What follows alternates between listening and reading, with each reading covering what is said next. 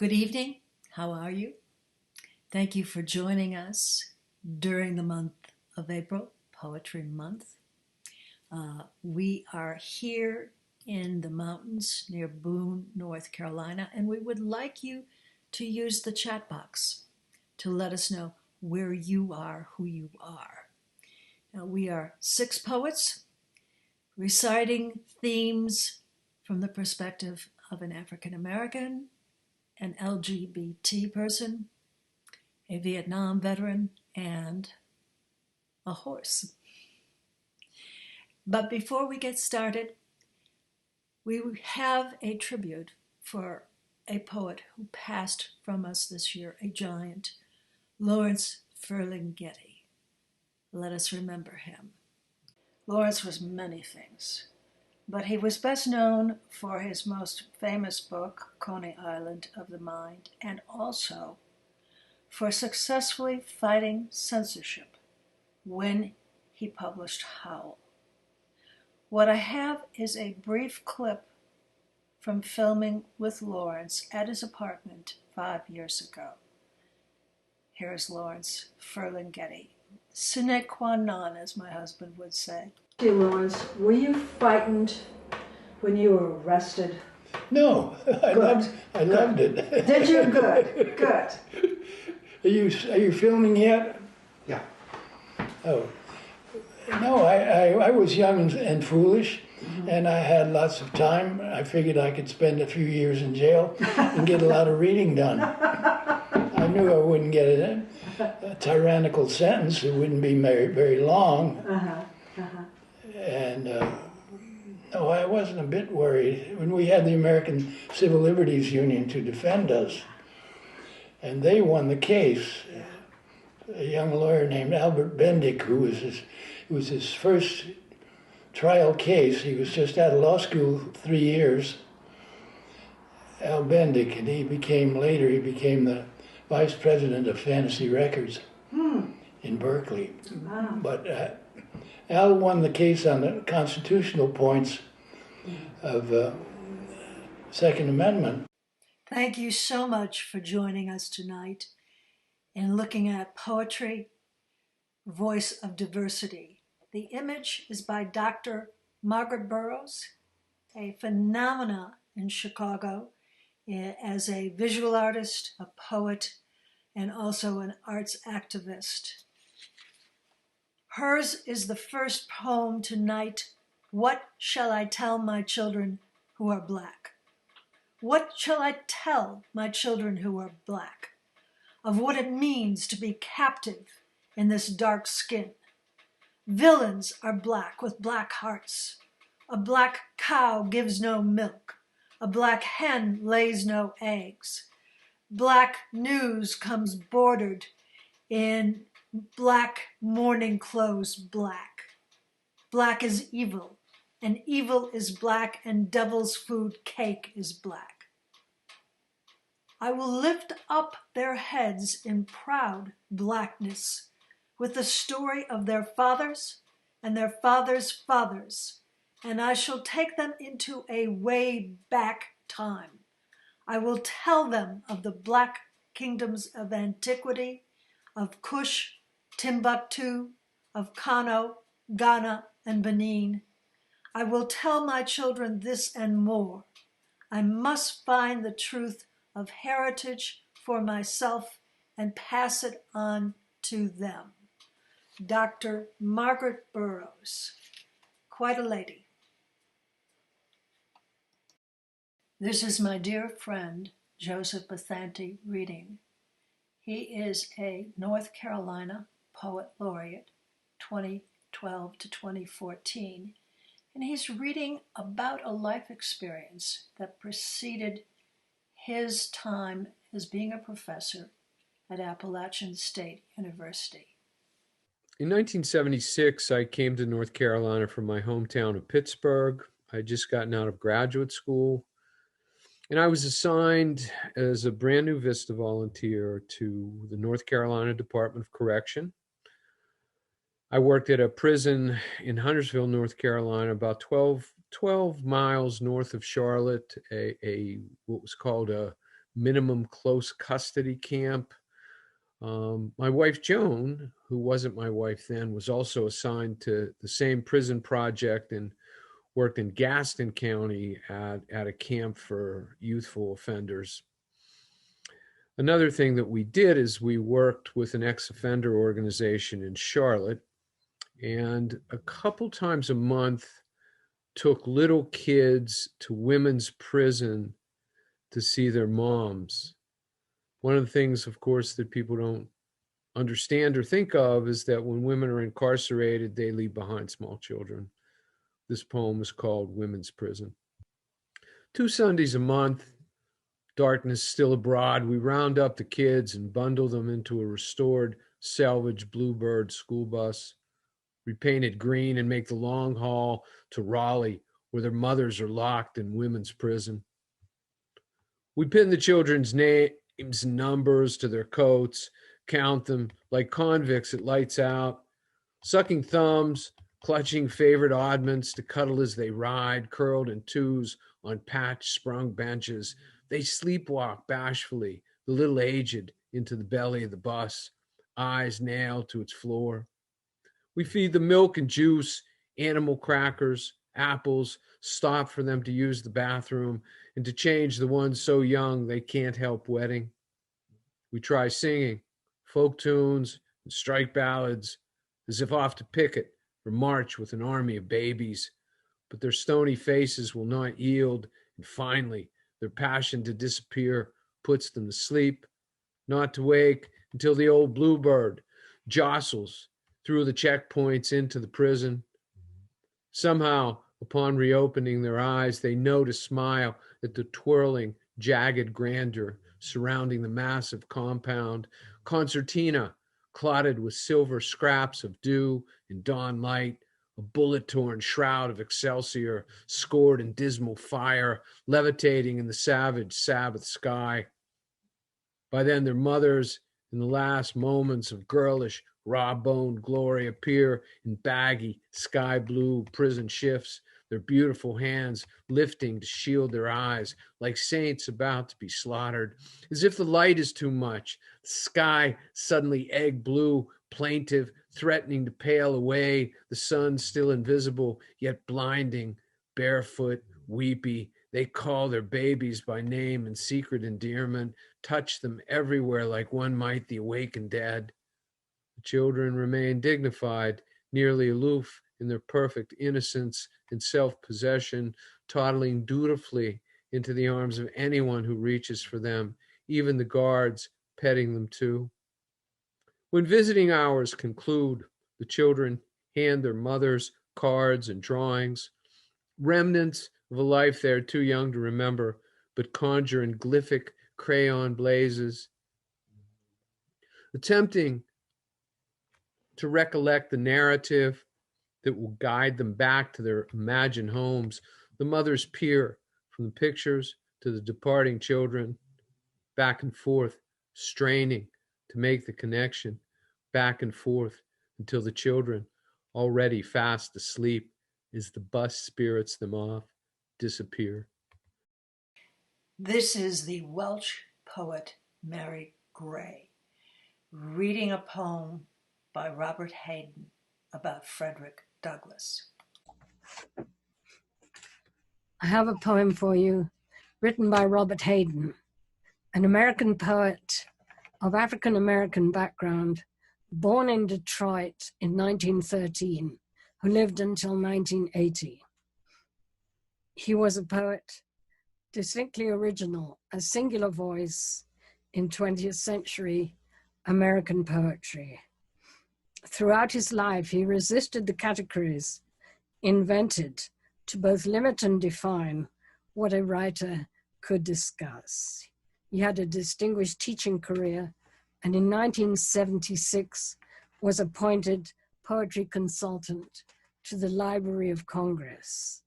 That is a job which we know now as poet laureate. So he was the first of African American background to hold that position. This is his poem about Frederick Douglass. Frederick Douglass. when it is finally ours, this freedom, this liberty, this beautiful and terrible thing, needful to man as air, usable as earth, when it belongs at last to all, when it is truly instinct, brain matter, diastole, systole, reflex action, when it is finally one, when it is more than the gaudy mumbo-jumbo of politicians. This man, this Douglas, this former slave, this Negro beaten to his knees, exiled, visioning a world where none is lonely, none hunted, alien. This man, superb in love and logic, this man shall be remembered. Oh, not with statues, rhetoric, not with legends and poems and wreaths of bronze alone, but with the lives grown out of his life, the lives fleshing his dream of the beautiful, needful thing. Our next poet is Mary Tucker, who moved here from Raleigh to be in the mountains. And besides telling you what cats do when it's a full moon, she will read very expertly from her 2 poems. Good evening. Welcome to my cozy little corner that I tend to write from and now speak Zoom from, and my recliner and I are best friends, and normally my cat is on my lap. But today she's outside. It's been full moon. Cats are hopeless. They have to be outside during full moon. So I have a couple of poems that I created just for this event. And I hope you enjoy them. The first one is called Breath. My breath's fateful call draws in grace, so I can breathe out my creation. It's my opportunity to see myself as part of that universal love that is not mine, and yet is everything I live for. In slow motion, snapped, time-lapsed, I watch my words affect faces. I see eyes twinkle or smiles, or heads drop down in thought. For twinkles, my words must be as close to pure love as possible, so they lift hearts. I live for that reward. I speak carefully. My second poem is a little longer. It took a little longer to create, and mainly because it was almost a little bit harsh when I first read it, and I just had to soften it so that it really reflected who I was. It's called And Why Would I Not? And why would I not hang out our laundry for everyone to see? For you to see? Would you see a lack of soap, a lack of skill, a lack of confidence? Would you see our heart's labor in it? The care the cat sees in us? Would you see my care for the people I served as a housekeeper student, and much later a librarian? Would you see her care for her students, a math teacher, a media coordinator, an assistant professor? Or would you see spinsters, childless, because of a lack of something? Of what? the right clothes, a good haircut, the right upbringing? Or was it just the wrong body, the wrong sex, or the wrong God? The cat loves our attention. She drapes herself across our two laps. Love flows so easily back and forth over her soft fur. For me, to whom? My roommate, my companion, my partner, or should it be wife? But who would dare give away an independent woman to another independent woman? What religion would bond us to death do us part? Certainly not the one I left in the 60s, nor the religion of politics permanently, nor any other opiate of the people, really. No marriage or children keep us together, nor will any divorce tear us apart. We stepped into a wild stream with endless warm spots. Our confidence together and alone widened into a steady river to reach the calm sea we float in now. At first, we hung our laundry out of sight until, in retirement, with no man-made side looks, until now, with our new, non-threatening identity as spinsters, we feel safe with people, and maybe you. So I ask, what do you see? Do you see our laundry as clean and as beautiful as we see yours? Our next poet is Startari, a friend who is also president of High Country Writers here in Boone. She'll be reading Calpurnia's Lesson. Hey there. I'm going to read you a poem called Calpurnia's Lesson. But before I do, I feel like I should give you a little backstory, because I believe poetry is like abstract painting.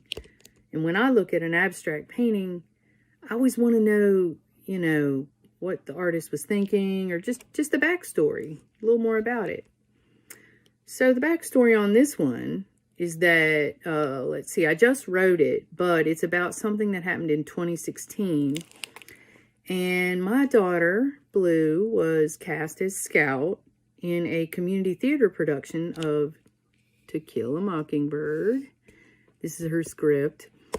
And they did an outreach program at the local high school, and it was about racism. It was led by Calpurnia, the actress who played Calpurnia, who was such an intelligent, strong, fierce, tough, patient young woman. And that's what this is about. Told you I understood how you felt. Your class began. A moment. Teachable. My comprehension. Unreachable. I didn't know what you know. I didn't. I don't. How could I? Told you the short bus stopped at my house for 2 decades. Didn't mean I know what you know. I didn't. I don't. The kids wouldn't stop to visit or play, sometimes to stare. I didn't know. They had a fear of difference. Snickers and whispers. But I knew what they thought and what they said. Still don't know what you know. I don't. Told you there's a word. Everyone says it. Hurts my feelings. Starts with an R. It's not the same word. Hurts your feelings. It's not the same. I really don't know what you know. Sent you a letter. Told you about a time my parents, uncle, and aunt were kicked out of a pool. My aunt's from Sasebo, and it was 1950. He said her kind was not welcome. they had to leave. You never shame me. Generous, you explained again. How I don't know what you know, I don't. Each life a fingerprint, snowflake, birthday cake, one of a kind. And so no one knows what you know, they don't. Equating, equality, not the same. It means I don't know what you know, only you do. The next reader is Earl LeClaire, my good friend. And Earl has had more than a couple lifetimes of experience. As you will see, he can stand his own. He has many books and mostly now published out of Brussels, Belgium. So hang on to your seat. In 2001, I got burns of the bone and on both legs. Sometimes I get what I call phantom burning, and the pain can be so severe that I end up in tears. Well, it was Martin Luther King Day. I woke up with phantom burns, and I had not written a poem for the Unity program that evening. But once the pain subsided, I sat down and I wrote this poem, and it's called I'm on Fire. I'm on fire, thinking about you and me. I'm on fire, standing at the window watching it snow. I'm on fire, seeing the cardinals at the feeders. I'm on fire, seeing the cats sleeping in their beds. I'm on fire, imagining a beggar in New York, New Delhi, New Bedford.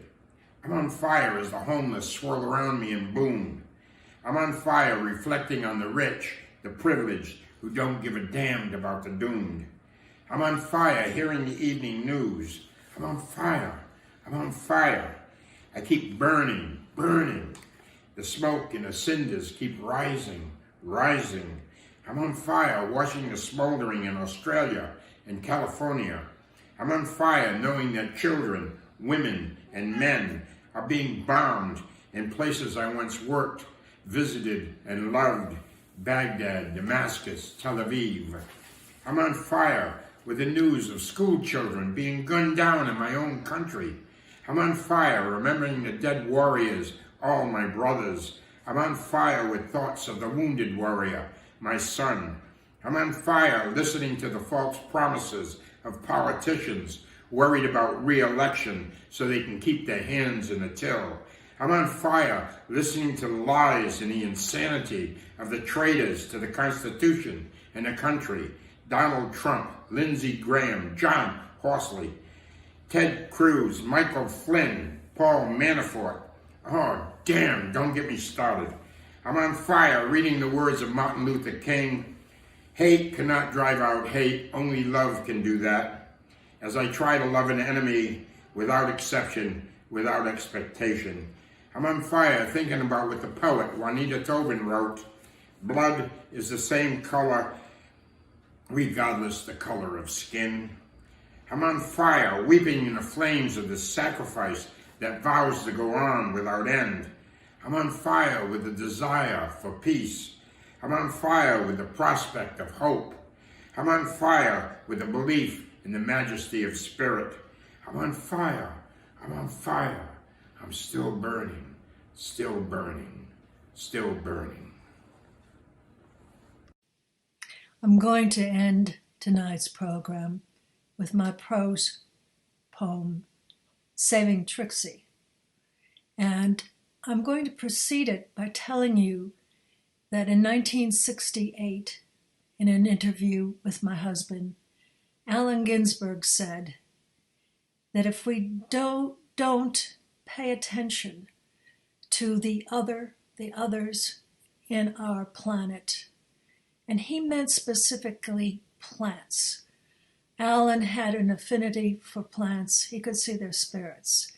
He said, if we don't pay attention to them, eventually we're going to have a catastrophe. And he was right. In my case, it's horses. Like Allen, I can sometimes see their spirit. And this short prose poem about another, a horse, really is set in a unique community.